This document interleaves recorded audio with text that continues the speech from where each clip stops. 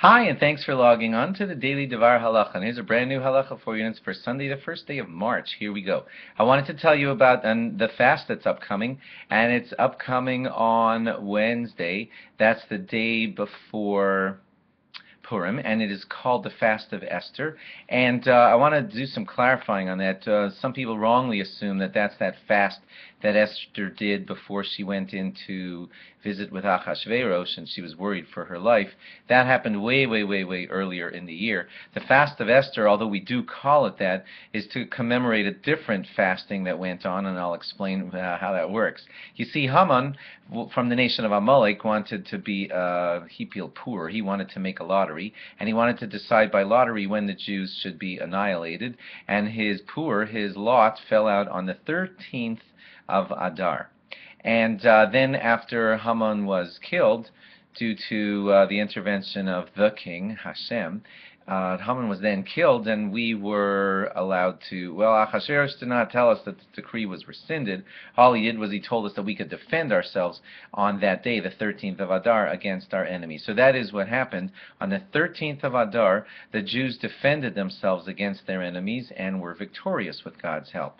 Now, when Jews went to battle, historically, they always fasted in begging for Hashem's help in those battles, and knowing that Hashem would help them. They did their part, they fought, and certainly a normal army would not want to be all hungry while they were fighting, but Jews know that their help comes from God, so they do sharpen their swords, and they do their battle, but they also pray to God and fast on war time. So the Jews were fasting on the 13th of Adar because that's the day that they had to fight their battle.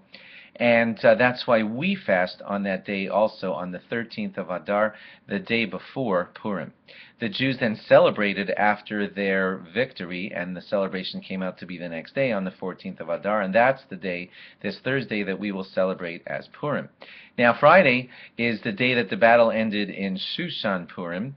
I'm sorry, the 14th was the day that the battle ended in Shushan. I just said in Shushan Purim. I mean in Shushan. So the battle ended on the 14th in Shushan, and therefore the celebrating in Shushan was on the 15th, and that's why Shushan Purim is celebrated on the 15th of Adar. And we do that in cities that were walled since the times of Yehoshua, and that's like a city like Yerushalayim, and therefore they have Shushan Purim, and they do most of their Purim celebrating on that day, which is going to be Friday this coming year. The fast of Esther, you should just know, is more lenient than a lot of the other fasts, which most of them have to do with us commemorating certain moments in the destruction of the temple, or that led up to the destruction of the temple. But this is the one fast that we are fasting that is not related to that, and it is a little bit more lenient. All healthy people should, of course, try to fast on this fast, but people who are sick, or even someone, let's say a woman who has given birth within 30 days, she could, if she needs to, could find reason to not fast on the fast of Esther. A chassan within the 7 days since his wedding could find reason to not fast on the fast of Esther. And someone who's feeling ill and cannot fast should feel, well, he should speak to a rabbi, but the rabbi may tell him leniently that he doesn't have to fast on the fast of Esther. However, the halacha does say that people who, for reasons of leniency, did not fast on the fast of Esther should talk to their rabbi about possibly making up that fast on a different day as a makeup, really, to having missed the fast of Esther. But that's going to be on Wednesday morning at the crack of dawn. Be prepared for it, Wednesday, the crack of dawn, through the end of the Megillah reading, which is on Wednesday night. Thanks for logging on, and log on again tomorrow for more. Bye-bye.